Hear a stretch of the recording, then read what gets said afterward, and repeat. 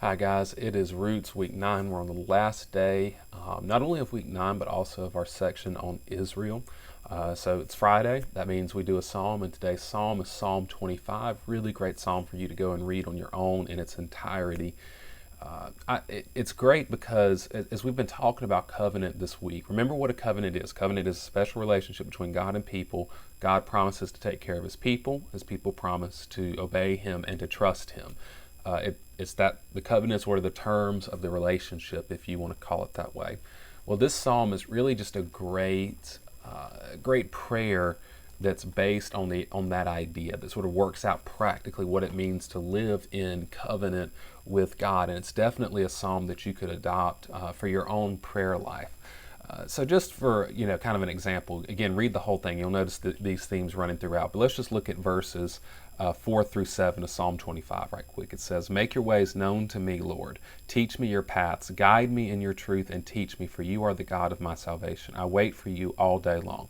Remember, Lord, your compassion and your faithful love, for they have existed from antiquity. Do not remember the sins of my youth or my acts of rebellion. In keeping your faithful love, remember me because of your goodness, Lord." Now, notice all the things that are at play there.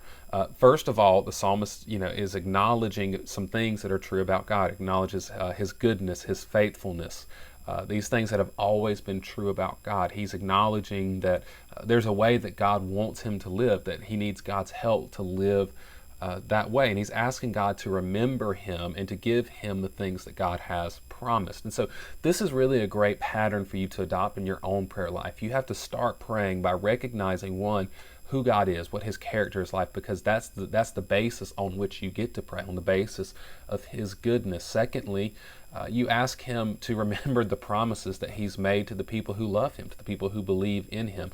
You want to depend and stand on the promises that God has made and apply those to your everyday life. And thirdly, you want to ask God for help living the way that he wants you to live. So sort of his end of the covenant, you're in. God, help us to do this, help this relationship to work. You ask for forgiveness where you failed. You ask for help so that you can do better next time, not make the same mistakes again. Again, just a really good pattern of prayer here. I would really encourage you to adopt that in your own life.